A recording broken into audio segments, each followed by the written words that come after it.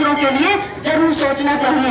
इस मिशन को लेके मैं लंबे टाइम से काम कर रही हूँ और आज मुझे बेरी हल्के से जो प्रत्याशी बनाया गया है उसके पीछे कई कारण हैं। सबसे पहला कारण जो कि मेरी रगों में जो डीकल गांव है इसका खून मेरी रगों में दौड़ता है और ये खून बड़ा बलवान है, ये खून बड़ा मजबूत है।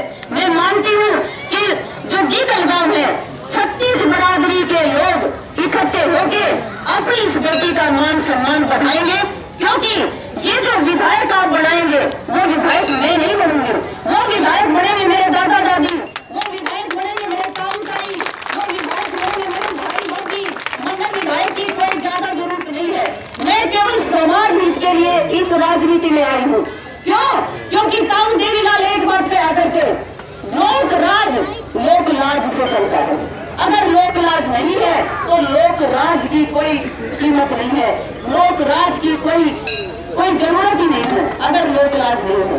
तो काऊ देवीलाल से मैं बहुत ज्यादा प्रभावित हूँ। उन्होंने बहुत काम किया, बहुत सारे टैक्स अगर मैं गिनाना चाहूंगी तो वो बहुत लंबा टाइम लग जाएगा, मैं वो नहीं गिनाना चाहूंगी। लेकिन आप जितने मेरे बुजुर्ग हैं जो काऊ देवीलाल के साथ जिन्होंने कभी काम किया है या उनके साथ रहे हैं तो वो जानते हैं कि उन्होंने कितना समाज के लिए काम किया है। वो कहा करते थे कि ये जो विधायक बनते हैं, ये जो सांसद बनते हैं, ये पब्लिक के लिए बनते हैं, तो इस जनता को वहाँ क्यों जाना पड़ता है? वो जो सांसद है, वो जो विधायक है, वो इस जनता के बीच में क्यों नहीं आते? और उन्होंने ये चलन शुरू किया था कि जो सांसद विधायक है वो जनता के बीच में आए और जनता के बीच में आने लगे। ये उन्होंने शुरू किया था। एक गरीब महिला जिसके पेट में बच्चा था, टाउन जी एक बार जा रहे थे, उन्होंने कहा उस बेटी के सिर पे हाथ रखे कि बेटी तेरे दूध का कुछ जुगाड़ है, और वो गरीब महिला बोली तन मन दुख खुल गए है।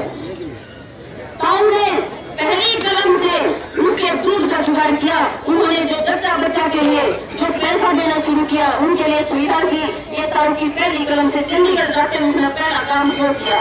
तो टाउन ऐसे जज्बे के इंसान थे। जो ओम प्रकाश चौटाला लोक पुरुष है, मैं उनको लोक पुरुष इसलिए मानती हूँ कि वो इस उम्र में जितना काम करते हैं उतना तो हम इस उम्र में